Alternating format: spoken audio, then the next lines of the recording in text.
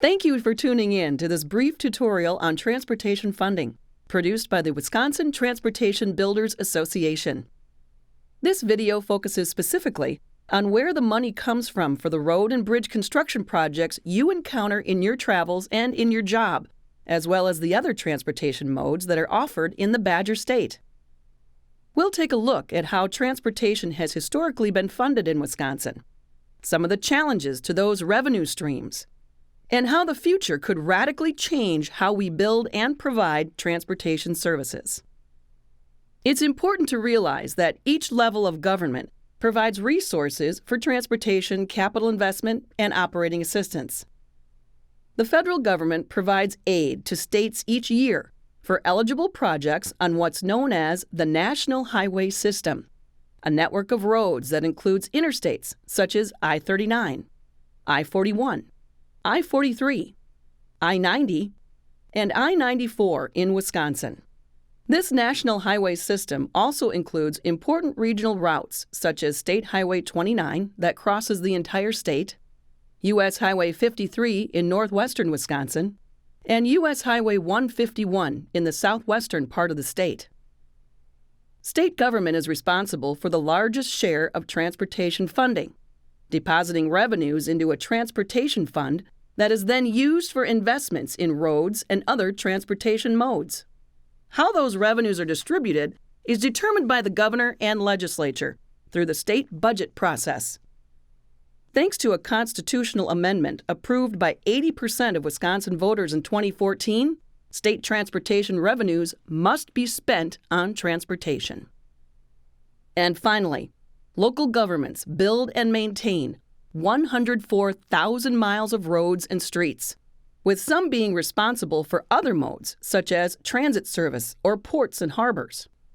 In addition to receiving funds from the federal and state governments, local transportation is also funded through property taxes and what are known as wheel taxes, a surcharge on vehicles registered within that municipality. So where does the funding come from for transportation investment at the federal, state, and local levels? By far the largest source of transportation funding is the fuel tax, which is levied on a per-gallon basis by federal and state governments. The federal fuel tax is 18.4 cents per gallon for gasoline and 24.4 cents per gallon for diesel fuel. It was created in 1932 as a way to balance the federal budget, but became a user fee in 1956 when President Eisenhower signed the Federal Aid Highway Act that authorized construction of the interstate highway system. Wisconsin receives about $800 million in federal highway and bridge aid each year, with additional amounts for airport, transit, and safety programs. The federal government also levies sales and use taxes on heavy trucks and trailers, but fuel taxes are easily the largest source of funding for the Federal Highway Trust Fund. However, since 2008, Congress has supplemented those revenues with transfers from the General Treasury to keep up with infrastructure needs. We'll talk more about that later in the challenges section of this video.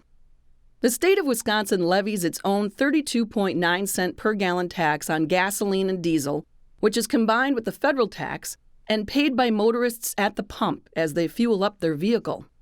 1 penny of the state tax funds the cleanup of leaking petroleum storage tanks, with the remainder used for transportation investment. The fuel tax raises about $1 billion each year for transportation investment in Wisconsin, representing about 50% of the transportation revenues generated within the state. It has historically been the primary source of funding at the federal and state levels because it is relatively easy to administer and collect the tax.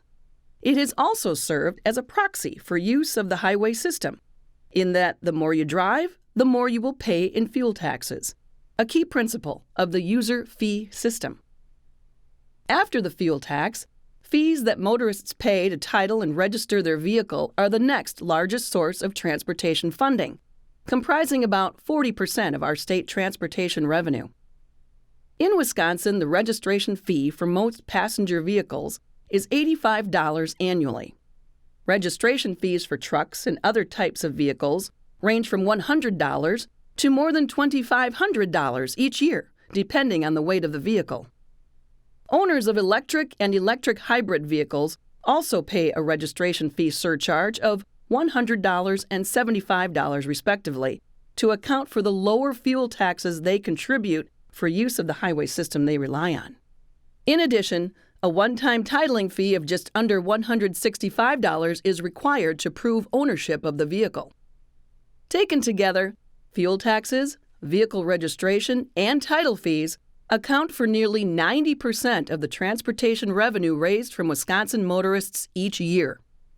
The State Department of Transportation also receives smaller amounts of revenue from driver's license fees and other motor vehicle fees, as well as payments railroads make on the value of their rolling stock and taxes and fees on airplanes and aviation fuel.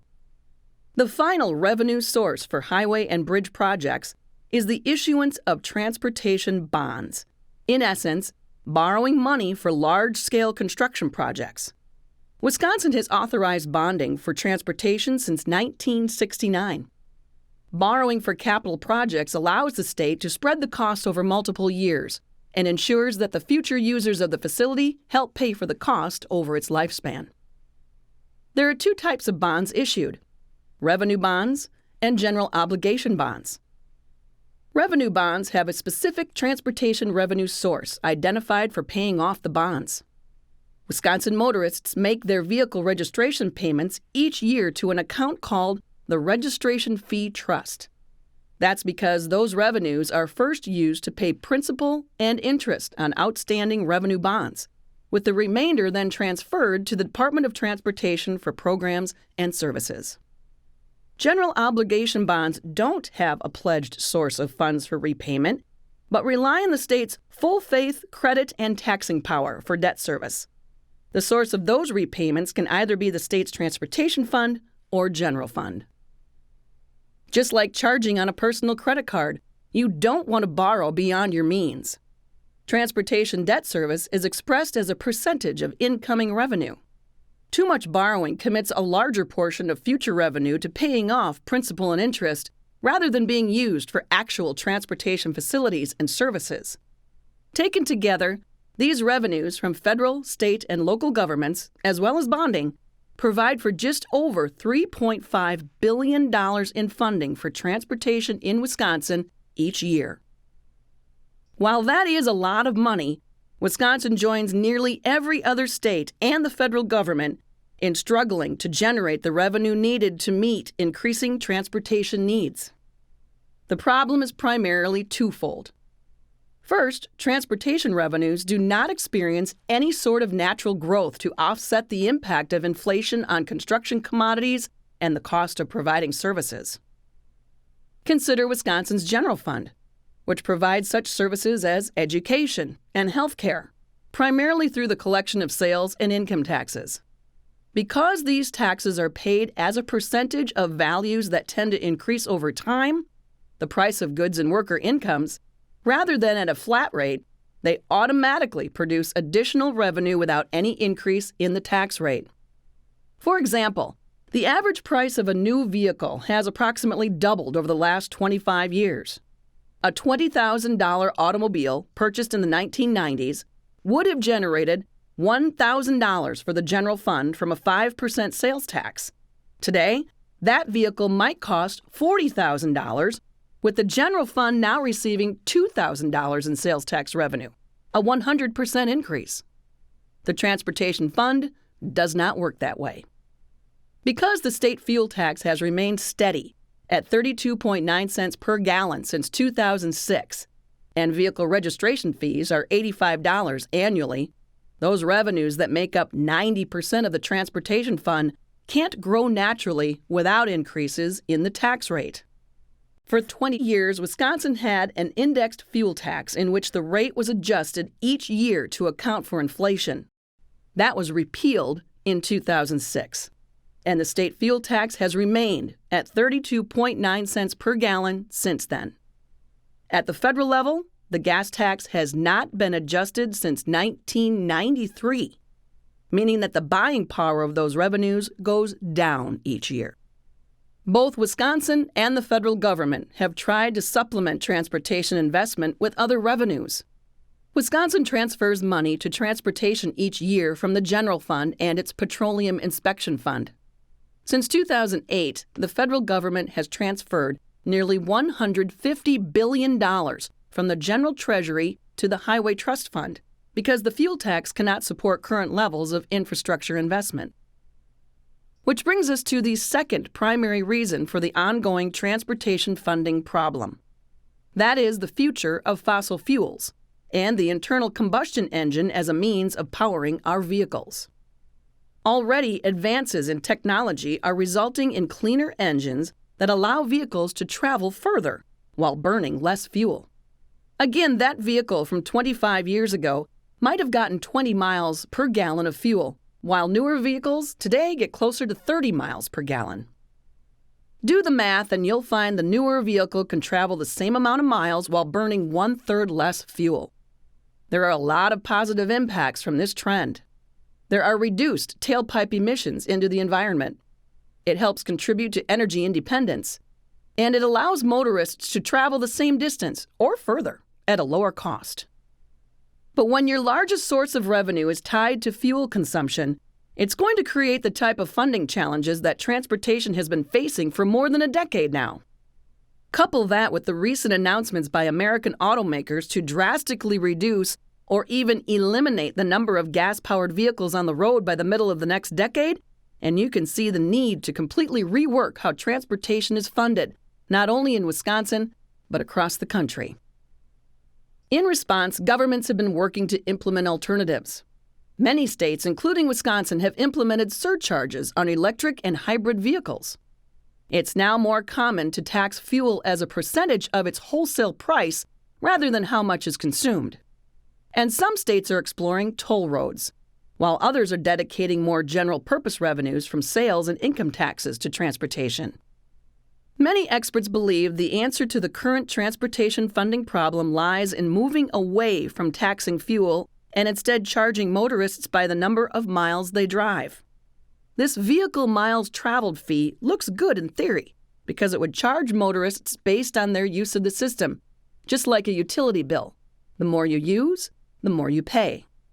But there are a number of hurdles to this VMT fee, chief among them privacy concerns and implementation on a national scale that accounts for travel across multiple states. There are several pilot projects testing these mileage fees across the country, and transportation experts tout them as a viable replacement for declining fuel tax revenues. While there is much uncertainty about how these funding alternatives will work out, this much we do know. How we fund transportation in the coming decades will look much different than how we've done it for the past 100 years. The important role that transportation plays in our personal lives, job creation, and economic growth, and how our communities function means we all have a stake in finding solutions to these emerging problems. I hope you are able to learn something new and have better insight into how transportation facilities and services are provided in Wisconsin. If you have any questions or comments about this video, please send them to WTBA at the address listed on the screen.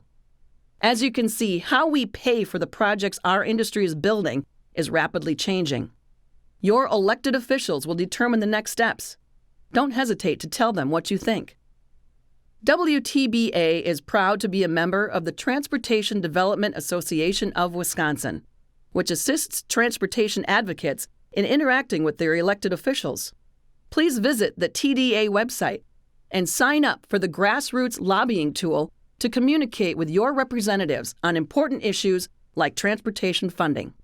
Thanks for listening, and until next time, safe travels. And thank you for all you do to keep Wisconsin's transportation moving forward.